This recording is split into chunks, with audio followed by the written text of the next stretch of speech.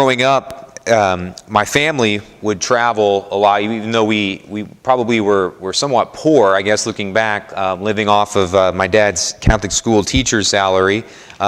We still spent a lot of the summer traveling around all over the place. And I think one of the things that I've come away with from all of those travels and still having that sort of adventurous spirit, I guess, passed on to me genetically as well as an adult, one of the things that I've taken away from that is that I think deserts get a bad rap.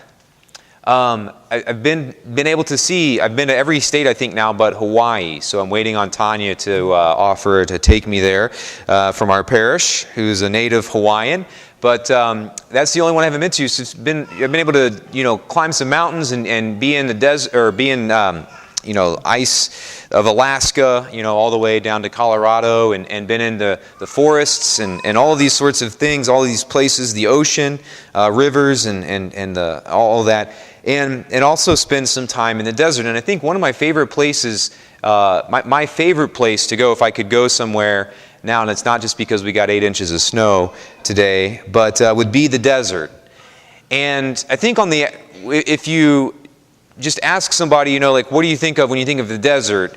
A lot of the things, connotations are not positive. It's hot. It's just sandy and nasty, and nothing lives there, and all of these sorts of things. And basically, it's seen as, by most people, a place where people, if you spend more than an hour there, you're going to die.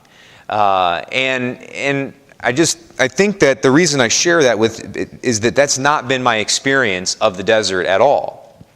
It's not like you can't see as much life right on the surface of the desert as you could in a forest. But if you're there for very long, if you're there living in the midst of it, you see a lot of life. There's a lot of life living there and thriving in the midst of the conditions.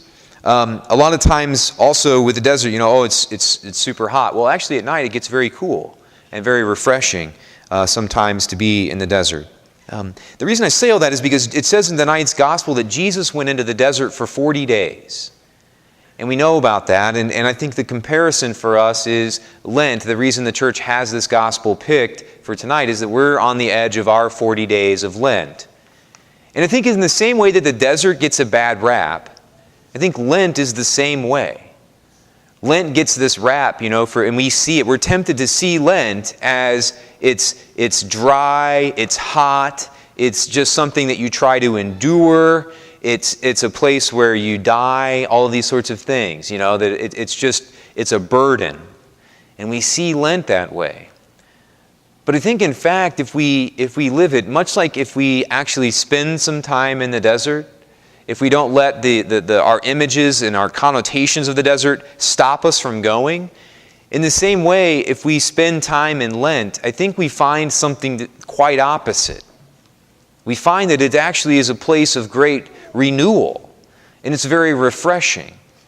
If you think that you have to have all these things and stuff just to survive, if you think, I can't live without X, if that's anything other than the love of God, then it's not right. It's not true. And yet so often we have all these things that we cling to. I have to have this. I have to do my things in my way. And I have to spend my money how I want to spend it. And I have to eat everything that I want to eat. And I've got to watch everything that I want to watch. And I have to spend all this time. And I have to set up my life and my reality in my way. We think that if we let go of any of that, we're going to die. And then it's going to be torture and it's going to be terrible. What we actually find, hopefully in Lent, if we're doing it with any sort of open-mindedness and any sort of open attitude to it, then what we find is, in fact, it's actually very freeing. And that's why God set it up. God wasn't sitting around how can I torture my people for 40 days? I know, I'll make Lent.